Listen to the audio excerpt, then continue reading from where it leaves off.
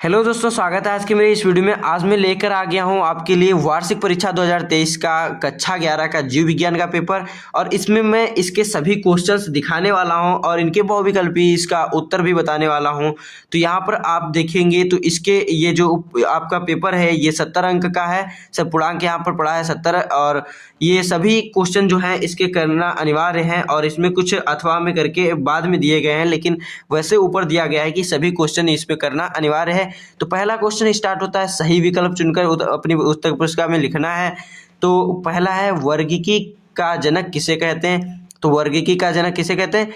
Carolus Linnaeus को कहते हैं। यानी कि पहला जो विकल्प है आपका 1, इसका पहला ही उत्तर सही है। कैरोलस लीनियस को वर्गीकी का जनक कहते हैं।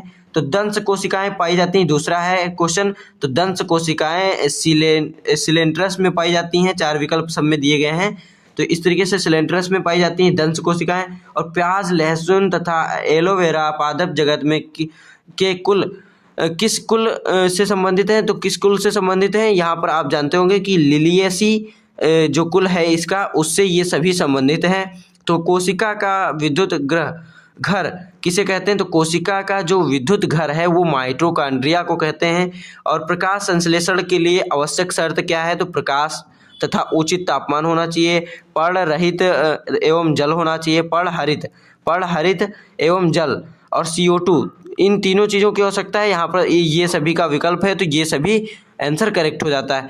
फिर कोशिकीय श्वसन में ग्लूकोज से पायरुविक अम्ल का बनना कहलाता है। तो कोशिकीय श्वसन में पायरुविक अम्ल का बनना आपका ग्लाइकोलाइसिस कहलाता है। और हीमोग्लोबिन द्वारा संवादित ऑक्सीजन का प्रतिशत होता है तो 97% होता है। एक स्वस्थ मनुष्य 1 मिनट में सांस लेता है तो कितनी बार लेता है? 12 से 16 बार तक ये एक स्वस्थ मनुष्य एक बार में सांस लेता है, मतलब 1 मिनट में। पक्षियों की अस्थियां किस प्रकार की होती हैं? तो छिद्र युक्त तथा और वायु से भारी होती हैं और छिद्र युक्त होती हैं।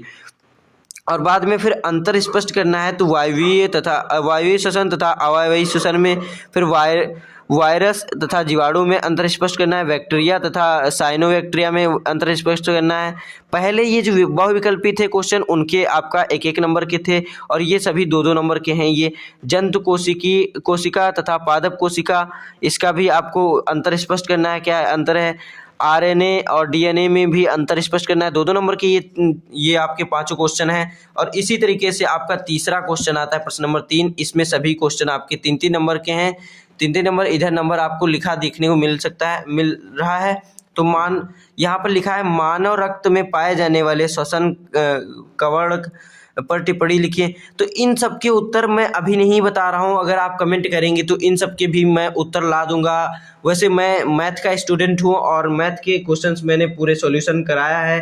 अगर आप इसके लिए भी कमेंट करेंगे तो इसकी डिमांड पर मैं आपको इसके आंसर भी करा सकता हूं। और अभी ये आप देख लीजिए, इस तरीके से इतने क्वेश्चन इसके पूछे जाते हैं और इसका आप एक आइडिया बना, एग्जाम 11 का होता है, कक्षा 11 का, उसमें कितने कैसे क्वेश्चंस आते हैं वो आप पता कर लीजिए यहाँ पर।